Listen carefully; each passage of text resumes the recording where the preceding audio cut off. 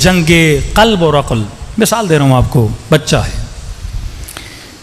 بچے میں عقل نہیں ہے. آپ کئی اوقات مہمانوں کے یہاں کھانا کھانے جاتے ہیں, سفرے پہ بیٹھتے ہیں,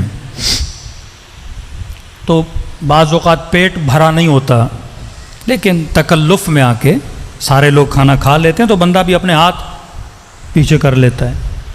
لیکن بچے میں تمیز نہیں ہوتی, اس کا جب تک پیٹ نہیں بھرے پلیٹ نہیں چھوڑتا,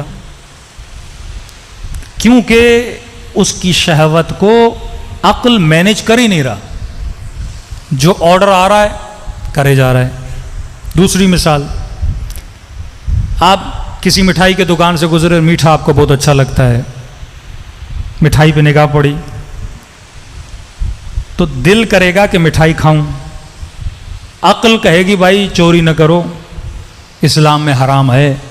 اب بندہ بے دین بھی ہو نا, کوئی انگریز بھی ہو, تو وہ چلو اللہ کے ڈر سے نہیں, پولیس کے ڈر سے نہیں اٹھائے گا. بھائی مٹھائی کسی کی اٹھا لوں گا, یا لوگ ماریں گے یا پولیس پکڑ کے چلی جائے گی. تو یہ جو کنٹرول ہے اسے کیا بولتے ہیں؟ عقل بولتے ہیں. ویسٹرن سوسائٹی نے جتنے قوانین بنائے, قانون بھی عقل کی دوسری صورت ہے, اس پہ میں کل آؤں گا. انہوں نے قانون کو اپنا کلچر بنا دیا. وہ معاشرہ قانون مند معاشرہ ہے, کیونکہ ہم بولتے ہیں عقل مند معاشرہ ہے, کیونکہ عقل بھی کہتا ہے کرو نہ کرو, یہاں رکو یہاں آگے بڑھو.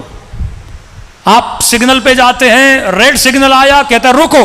یہ عقل جس طرح آرڈر دیتا ہے, قانون آپ کو آرڈر دیتا ہے رکو, کیونکہ رکنے سے نظم بنے گا, ضبط بنے گا. گرین سگنل ہوا چلو, دوسری گاڑیاں رک گئی, ایکسیڈنٹ سے بچانے کے لیے اس کو مینیج کرتا ہے اور وہ آپ کی باڈی کو مینیج کرتا ہے.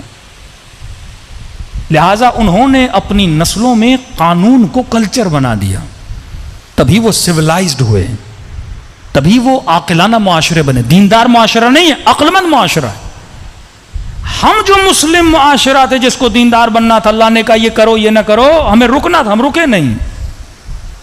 اور اس سے بھی بدتر, کم از کم انہوں نے عقل الہی پہ عمل نہیں کیا, عقل مدنی پہ تو عمل کیا نا, جو قانون بنائے اس پہ تو عمل کرتے ہیں. اور ہم پاکستانی دنیا کی وہ واحد قوم ہیں جو بہترین قانون بناتے ہیں, اور اس کو, ان قوانین کو توڑنے میں بھی ہم بڑے آگے آگے رہتے ہیں. یہ بے عقلوں کا ملک ہے, یہ بے وقوفوں کا ملک ہے کہ خود قانون بناتے ہیں, قانون توڑتے ہیں. کسی مومن نے کہا کہ مولانا جب سگنل توڑنا ہو تو ہمیں جرت زیادہ تب ملتی ہے جب ساتھ میں کوئی پولیس والا ہو.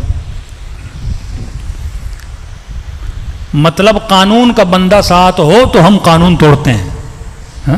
ہم وہ قوم ہیں, اپنے ہاتھوں سے قانون بناتے ہیں, اپنے ہاتھوں سے قانون.